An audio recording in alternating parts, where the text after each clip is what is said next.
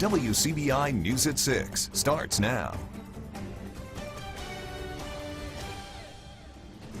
A bomb scare prompts school administrators to evacuate this afternoon in Ackerman. Thank you for joining us at 6. The threat was made at institutions and businesses nationwide today. Our Quentin Smith joins us live from Ackerman with details on what happened there. Quentin? Yeah, Andrea, things are quiet out here in front of the superintendent's office and all along Main Street, but that wasn't the case earlier today when an alleged bomb threat came in. Ackerman Police Chief Tim Cook says the call came in today around 2:30. Now here's what happened. Someone emailed the school district demanding they give them a certain amount of bitcoins, and if they don't, they threatened to blow up the entire building. Well, police immediately began investigating. They had everyone evacuate the building, and even nearby businesses had to evacuate as well. For nearly an hour, police searched and investigated before realizing that the alleged bomb threat was only a scam. Now, once everything was settled, the workers were allowed to go back inside the building. But again, Police Chief Tim Cook says the alleged bomb threat was only a scam, and this case has now been handed over to the FBI. We're live in Ackerman tonight. Quentin Smith, WCBI News. All right, some scary moments for sure in Ackerman today. A teenager is sentenced to 5 years in prison in the shooting death of his friend. 17-year-old Keithan Griffin pleaded guilty last week to culpable negligence manslaughter. He was sentenced Wednesday. 19-year-old Dicarius Pounds was killed in that May 2017 shooting. Griffin's attorney says the shooting was accidental and, quote, grossly negligent. He says the two were pretending to dodge bullets when the gun went off. Prosecutors recommended that the teen spend 10 years behind bars, but the judge cut that in half because Pound's family still cares for Griffin. Griffin was paralyzed in a separate shooting 6 months before Pounds was killed. It might be the season of giving for most, but 2 Oxford men are accused of taking. Oxford police found 27-year-old Joseph Clymer and 27-year-old Christopher Mooneyham with a truck full of wooden frame and plywood they say doesn't belong to them. Video footage shows the men removing the wood from a management storage unit at Southern Storage. Both face 4 charges of commercial burglary. Their bond set at $20,000 each. Police are still investigating the case. If you have any information, contact the Oxford Police Department. A heads up tonight for people in Brooksville. The Brooksville water customers there are under a boil water notice. The affected area is for those on Dora Road, Highway 388, Highway 45 North, and Dwelling Place Road. City officials say the boil water notice, it will be in effect until further notice. North Mississippi businesses are learning how they can increase their chances of landing contracts and jobs for utility companies. The first Higher Mississippi Summit was held in Tupelo today. WCBI's Allie Martin was there also and has more. Keisha Mel McGee spent most of the day at the Bancor South Conference Center meeting utility company representatives and letting them know about her Starkville-based company, Try McGee Construction. We actually form and pour and finish the concrete, mainly residential, but we are planning to expand. McGee was one of more than 150 local business people and contractors at the Higher Mississippi Sign Up Summit. The initiative was introduced by Public Service Commissioner Brandon Presley as a way to encourage utility companies operating in the state to hire more Mississippi contractors for work. Last year, Presley found out more than $570 million in operation and maintenance work for Mississippi utility companies went to out-of-state contractors. What we're trying to do is take care of Mississippi businesses, take care of Mississippi workers, make sure that we are keeping as much money in our state as possible. McGee and other small business owners say the summit helps them make valuable contacts and learn about the bidding process. We actually thought in the past that we could not get certain jobs because of us being so small. So by this summit being held today, it gave us more hope and encouragement. We just look at it as an opportunity of trying out for the team, and hopefully we get picked for the team, because I mean it's all a competition. The Higher Mississippi Summit is also an opportunity for utilities to let businesses know about the wide variety of jobs and services that need to be filled. Atmos Energy is a gas company, and so we have pipelines, but we also have maintenance, we also have roofing, we also have lawn care. We have jobs that are available for small businesses to do if they know who to talk to. The Higher Mississippi program is the only one of its kind in the nation. In Tupelo, Allie Martin, WCBI News. And Commissioner Presley plans to hold breakfast meetings in all of the Northern District counties in the future to help business owners and contractors learn more about Higher Mississippi. Time for a first look at our forecast. Meteorologist Jacob Riley standing by to give us our first look. Jacob?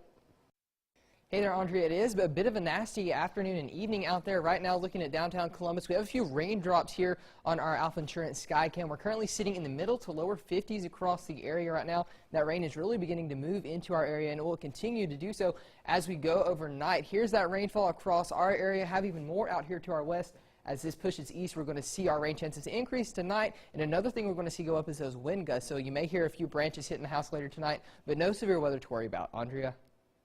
All right, thanks a lot, Jacob. There's a new man in charge of events at the Starkville Parks and Recreation Department. He's no stranger to the area, but his fresh face is bringing in new ideas for the upcoming year. Nick Callahan's first day with the department was Monday. Our Blair Schaefer sat down with him today and joins us in the studio with more on the job. Blair?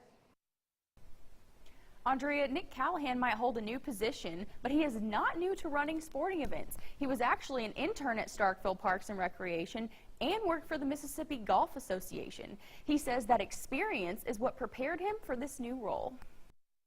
Being around tournaments and events, it just feels like that built my experience to where that I'm ready to help run events, leagues, tournaments, and that in the recreation setting.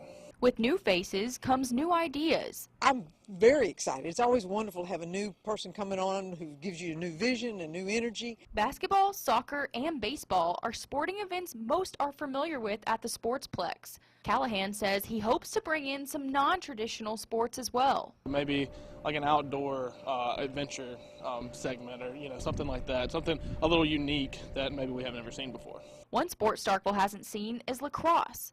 Lacrosse is one sport Mayor Lynn Spruill hopes to see.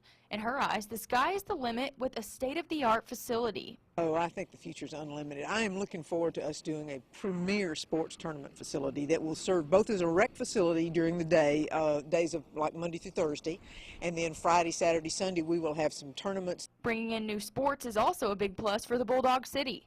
It could help bring in more money. That's one of the things that a city needs. They need outside revenue other than the people that just live here. This will help build on to existing tournaments as well as help fund new competitions that may happen in the upcoming year.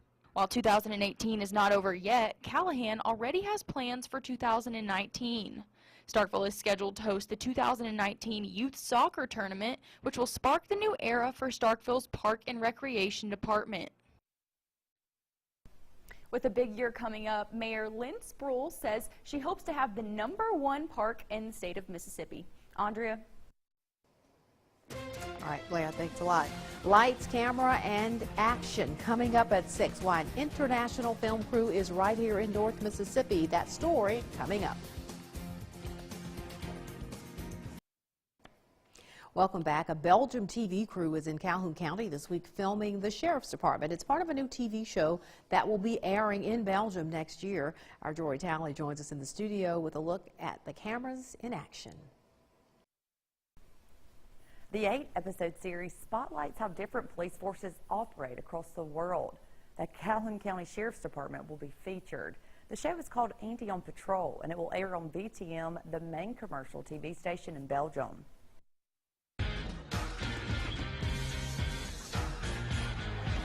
Why would someone from Brussels want to come to Calhoun County? A sheriff's deputy is the connection. A trip to Europe led him to meeting Brussels K-9 patrol officer and local TV star Andy Pillman. About 6 months ago, an idea for a new show called Andy on Patrol came up, but before it could happen, it had to be sold. And then we came up with Greg and his crew, and so we made a pilot. Did you say the pilot? An episode from just 20 to 25 minutes.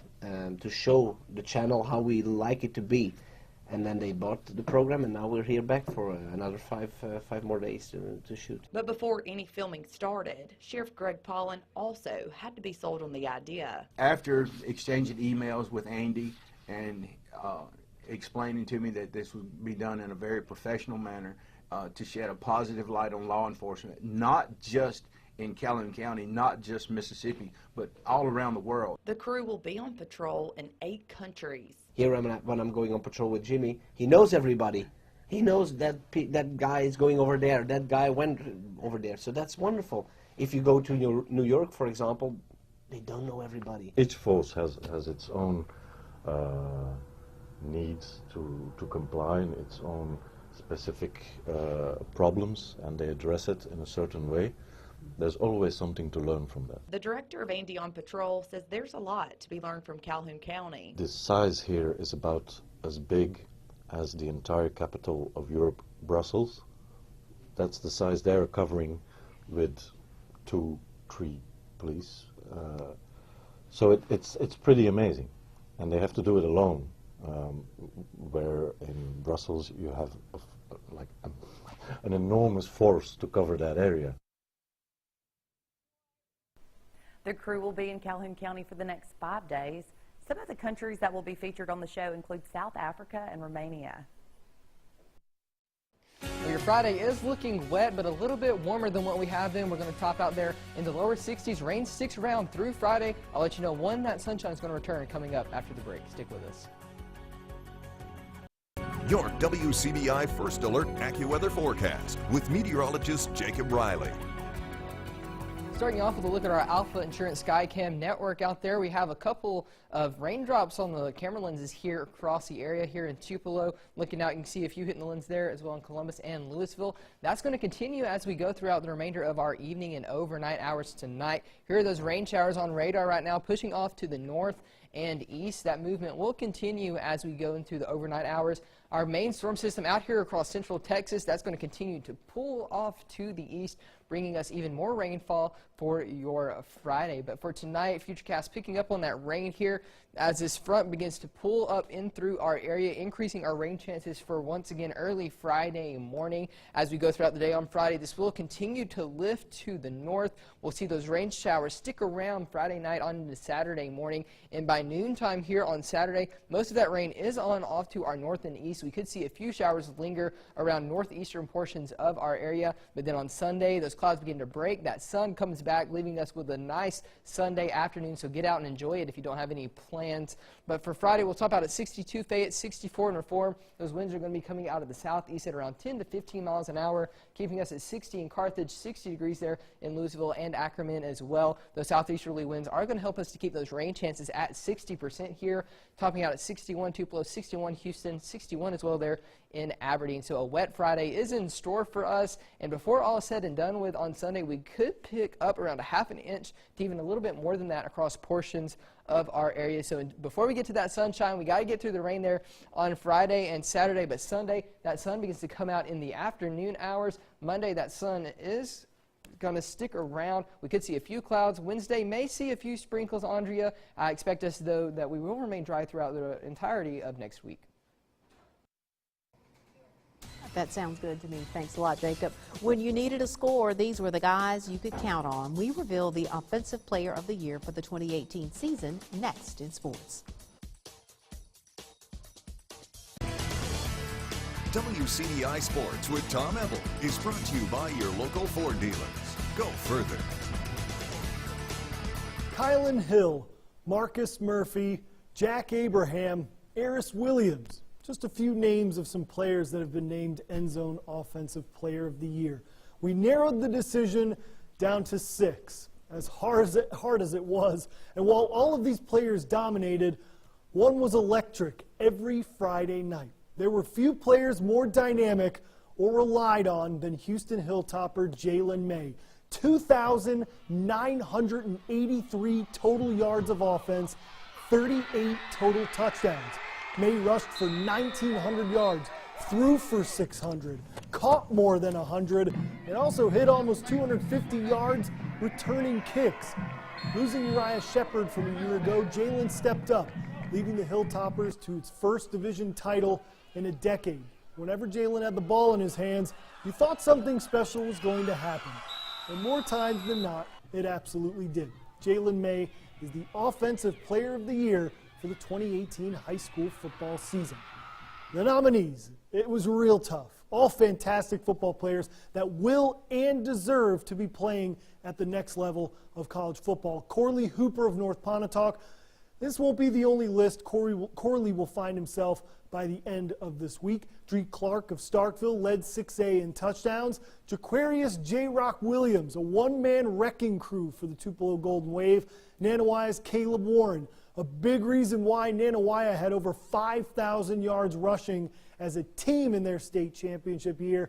And last but certainly not least, the only junior to make the list, Itawamba AHS's Ike Chandler. He was one of the only rushers in our area to hit the 2,000-yard mark, and he's back next year. Good luck opposing defenses. Speaking of defense, tomorrow we wrap up the End Zone Awards with our Defensive Player of the Year, and we'll be releasing our all End Zone teams to our website, WCBI.com, for the 2018 season. In Tupelo today, former WCBI Student Athlete of the Week, Ivy Watts, signs to continue her softball career at ICC. This past spring, Watts finished on the mound with a 6-1 record with a 2.41 ERA. She also batted .436 with 11 doubles and 31 RBIs. Watts, a former North Alabama commit, choosing to stay a little closer to home. She's going to major in biology. I chose to go to ICC because it's closer to home, and I just felt like I would be more comfortable there. It would allow me to grow more as an athlete and a student to start at a JUCO first. So I decided to decommit from North Alabama and go to ICC to continue my softball career. I think it's just the opportunity to be closer to home, having her parents to see her play more often, and keeping it in the community, I guess you could say. She just had a change of heart. More area athletes signing to compete in the college sports. Caledonia's Caitlin Nodine signs to join MUW cross country. Nodine will be a part of the first track and field athletes at MUW, which is scheduled to begin competition next year. That's it for sports. On the last secure forecast next. 7-day forecast looks wet for Friday and Saturday. By Sunday afternoon, that sunshine is going to return, Andrea, so a nicer second half of our weekend is in store. There will be some shopping going on, I bet. For sure. All right. Thanks for joining us. That's the news at 6. See you at 9 and 10.